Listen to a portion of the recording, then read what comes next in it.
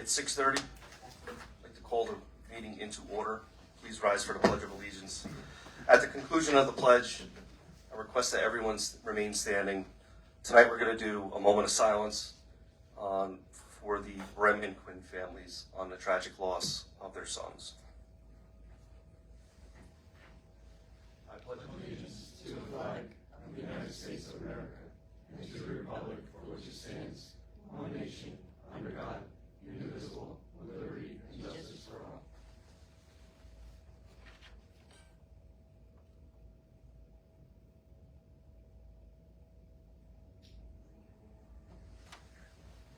Thank you, everyone.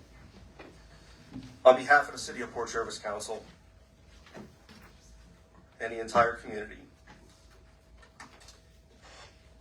we mourn the loss of your sons. Okay, we have no public hearings tonight. We have no presentations tonight. Public comment, 5-minute limit per person.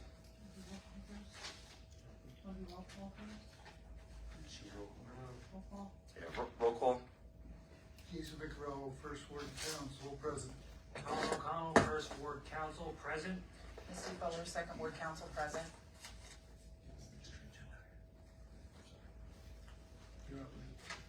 Michael Hockenberry, Councilman at Large, present. Dominic Sigalese, Mayor, present. Jeff Rhodes, Third Ward Council, present. Gerald Oney, Third Ward Councilman, present. Jacqueline Dennison, Fourth Ward Council, present. Stan Siegel, Fourth Ward Councilman, present. William Warden, Police Chief, present. Okay. Public comment, 5-minute limit per person. I'd like to call up Laura Meyer to the podium, please.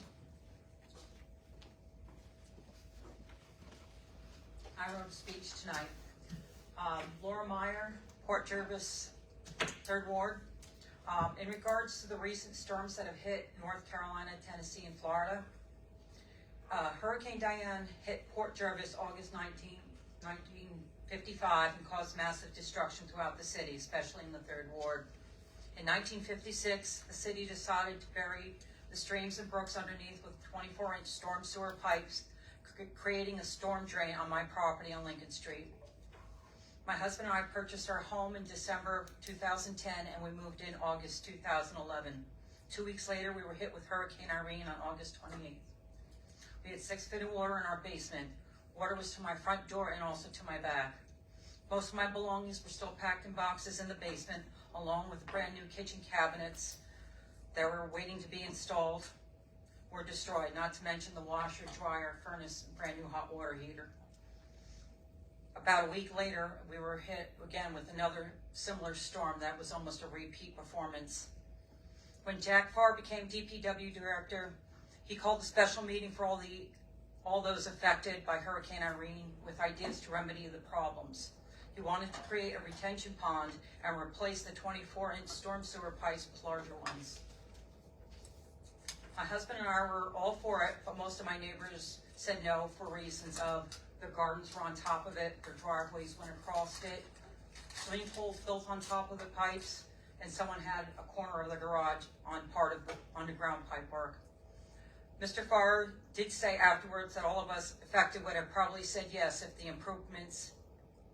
if the meeting was held a few days after we were affected by the storms.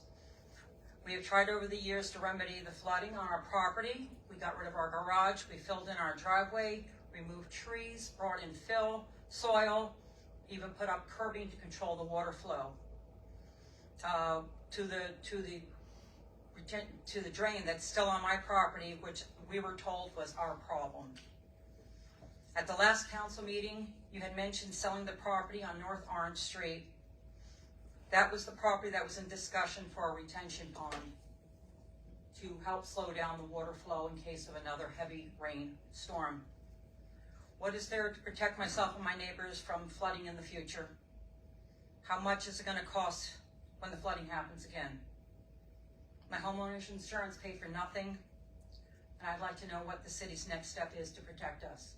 And still to this day, I do not have a brand new kitchen. Thank you. Thank you, Laura. At this time, I'd like to entertain a motion to enter into executive session. We have 3 items tonight for personnel, human resources, and 2 PD items. I'd like to also invite Chief Warden into the meeting tonight. Make a motion. Second by Jeffrey Rhodes. All those in favor? Aye. All those opposed? Motion carries.